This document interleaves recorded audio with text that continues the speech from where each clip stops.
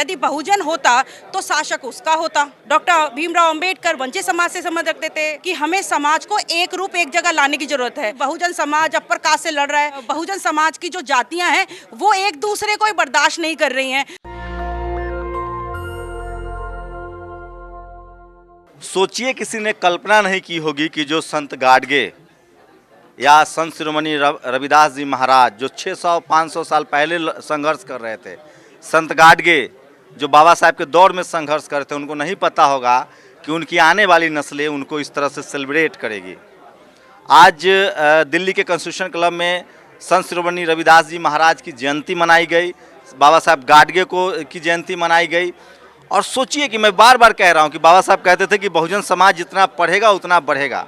मेरे साथ दिल्ली यूनिवर्सिटी की प्रोफेसर चंद्रकांता माथुर हैं, इनसे समझेंगे कि कितना आंदोलन तेज हुआ है और जो हमारे महापुरुष हैं उनके लिए और क्या करने की जरूरत है, और समाज की जो बदहाली है, जो तंगी है, जो दुर्दशा है, वो कैसे बेहतर होगा, क्योंकि इन्हीं सब चीज़ों के लिए हमारे महापुरुषों ने अपनी जान तक की कुर्बानी दी है। मैडम, कितना बदला है और आगे क्या करने की जरूरत? देखिए, जो आज 27 फरवरी को कॉन्स्टिट्यूशन क्लब में हमने संत गाडगे जी महाराज जिनकी जयंती 23 फरवरी को होती है और 27 तारीख को संत रविदास जी की जो जयंती होती है, दोनों को क्लब करके और संत गाडगे मिशन के माध्यम से हमने यहाँ पर एक विचार गोष्ठी, एक सामाजिक समन्वय गोष्ठी करने का प्रयास किया है। और हम आंदोलन की बात कर रहे हैं, हम क्रांति की बात कर रहे हैं, लेकिन अपने अंदर ही जो छुपे हुए नकारात्मकता है उसको निकालने की बात नहीं कर रहे हैं। ये बहुत ज़रूरी है कि हमें समझना पड़ेगा कि जो समाज बिखरा हुआ है, जिस बहुजन समाज की हम बात करते हैं, उस बहुजन समाज आखिर कहाँ पर है। यदि बहुजन होता तो शासक उसका होता, लेकिन वो बहुजन समाज बिखरा हुआ है, आपस में कई सारी जातियों में बिखरा हुआ है। बाबा साहब अम्बेडकर भी जो कल्पना करते थे वो जाति विहीन समाज की बात करते थे कि जब तक समाज आगे नहीं बढ़ सकता, जब तक जाति हमारे समाज में से जाति नामक जाति सूचक शब्द नहीं निकलता है। संत गाडगे बाबा एक वंचित समाज से संबंध रखते थे, डॉक्टर भीमराव अंबेडकर वंचित समाज से संबंध रखते थे, संत रविदास एक वंचित समाज से संबंध रखते थे। तो सारे वंचित समाजों से निकले हुए लोग समाज को जोड़ने का काम सदियों पहले करते थे, और आज की डेट में आप मेरे जैसे और बहुत सारे पढ़े लिखे लोग भी कह सकते हैं, वो लोग सिर्फ समाज को तोड़ने का काम कर रहे हैं।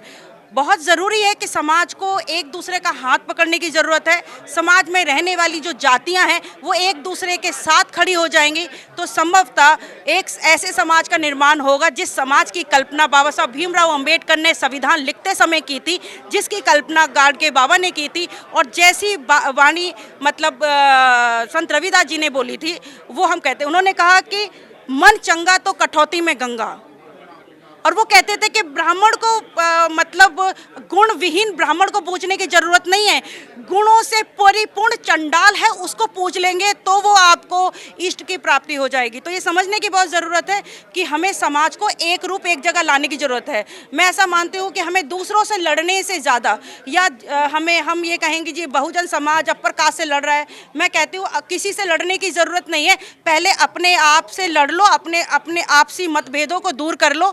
आपसी जो बहुजन समाज की जो जातियां हैं वो एक दूसरे को बर्दाश्त नहीं कर रही हैं, तो फिर आप कैसे कह सकते हो कि कोई आप पर शासन कर रहा है? मेरा सवाल वही है, आप पढ़ाती हैं कॉलेज में, दिल्ली यूनिवर्सिटी में प्रोफेसर हैं, जो पढ़ा लिखा हमारा तबका है वो कितना एकजुट हो रहा है? क्योंकि अब पहले ऐसा नहीं होता था कि हम लोग एकजुट होते थे, जयंती मनाते थे, एक डर था, भय था, वो खत्म हुआ है और लोग एकजुट तो हो रहे हैं।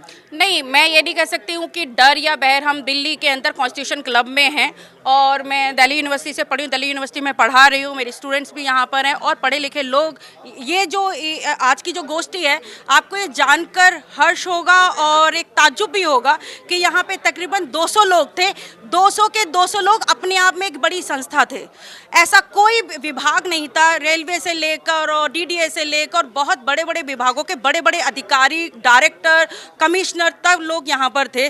और उत्तर प्रदेश से एमएलएस आए थे, हरियाणा से मेयर आए थे। तो आप सोचिए, कोई ऐसा प्लेटफॉर्म आप देखा है कि चारों तरफ से लोग आए हों?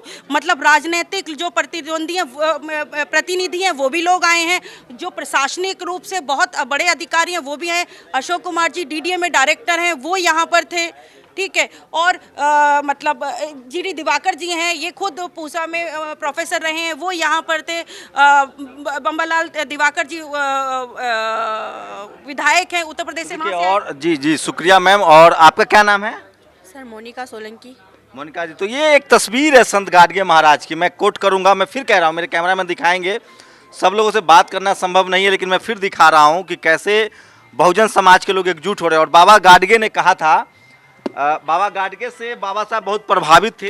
देखिए मैम, सामाजिक गुरु थे। इन्होंने कहा था कि हथेली पर खाना खाओ अगर बर्तन नहीं है, कपड़े अगर फटे हुए हैं तो भी कोई बात नहीं, अपने बच्चों को स्कूल भेजो।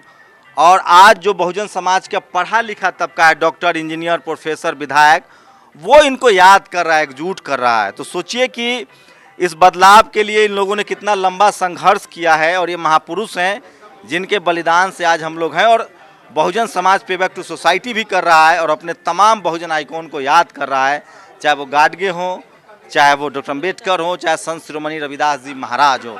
मैं फिर कह रहा हूँ, जब तक बहुजन समाज पढ़ेगा नहीं तब तक आगे बढ़ेगा नहीं।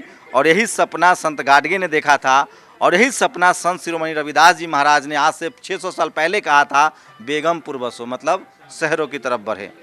शुक्रिया मैम हमसे बात करने के लिए।